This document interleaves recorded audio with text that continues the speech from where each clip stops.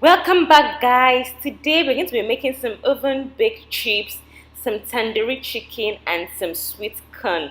Join me and let's cook together.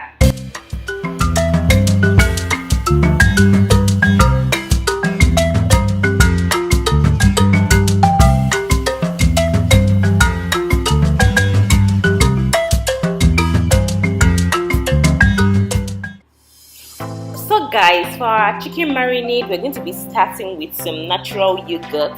You can use some milk if you want, but I prefer using yogurt just because of the tangy taste. I'm adding some curry and some masala spice, my tandoori masala, very important. I'm going to be using 2 spoons of this and a little bit more, if you can see. Yes, because I like the spice really so well. I'm adding some salt to taste, some seasoning powder or seasoning cubes, which I like ground to powder, some ginger garlic spice or sauce, some cayenne pepper. Depending on your level for spicy food, you can reduce it if you wish, but because I really wanted it spicy, I added a little bit of chili to it. I wanted it like really like spicy and chili. I'm adding some groundnut oil to this. You can use any other oil of your choice and just mix everything properly. Mix it till when everything becomes one single paste, not anything like scattered all together. Let it be homogeneous, let it be well fused together, so that it's going to provide like a balanced marinade for our chicken, guys, at the end of the day.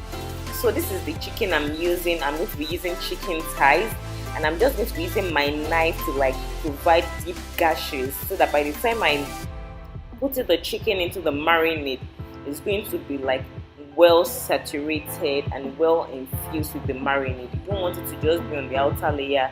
You want it to sink in and to go in properly. That's the reason why we are cutting into the chicken.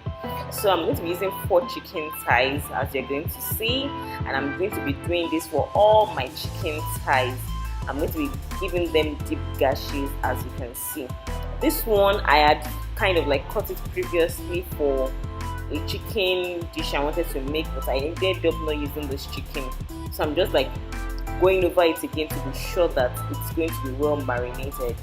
So guys, I'm ready with my chicken for the marinade now, and I'm just going to be dipping it into the sauce. As you can see, please, when you are mixing and you don't want pepper on your fingers, please kindly wear gloves. Of course, I had washed my hands very well so that I don't transfer germs. But I'm saying this for the sake of those that cannot tolerate chili on their fingers, guys.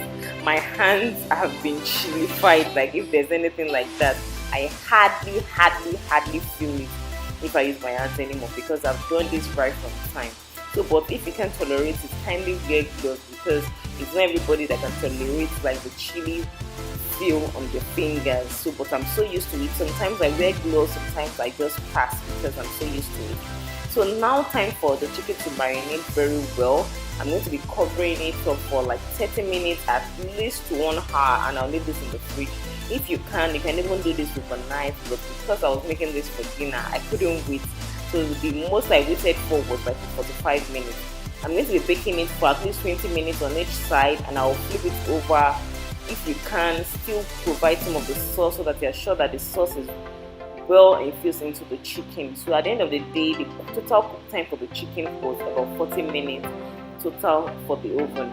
So now to our oven baked chips, I'm going to be using, of course, my freshly cut, or sorry, not freshly cut, already cut French fries that I bought from the store. As you can see, I didn't have time to start cutting my own potato chips myself, but this is what I usually buy many times, like 90%. Because it's going to be oven baked, I'm going to saturate it with some oil so that it's not too dry and kind of like bland. I'm using some salt, of course. Add some salt to your taste, and some chili. Guys, I like chili, and almost everybody in my family too likes chili. If you don't like chili, please, you can skip on this. I'm adding some parsley, some dried parsley as well, just to give it like a very good garnish and a very good taste.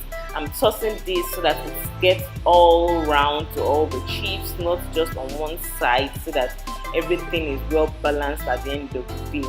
And when I feel I've done justice to this, I'm going to be laying my parchment paper or my baking paper You can also use some aluminum foil if you want to use aluminum foil. It depends on you, anyone you so wish, but I like using parchment paper because it doesn't stick at all. It doesn't stick down. I'm just going to like do this in batches. Be careful so that you don't overcrowd your tray or your oven, so that everything will be well cooked.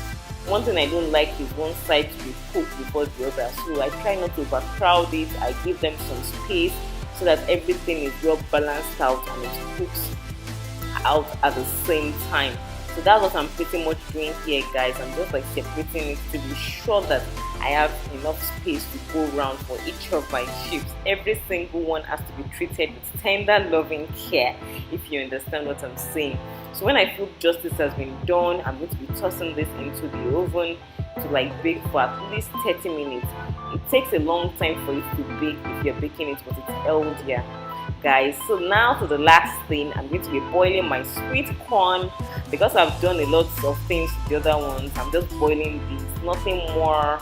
No salt, I used salt, no butter, nothing. And this is it, guys. My chicken is ready, my fries are ready, and my corn is ready as well. I used some Nando's peri peri sauce and some ketchup. Enjoy it however you wish.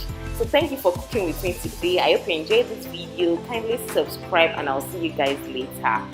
Bye.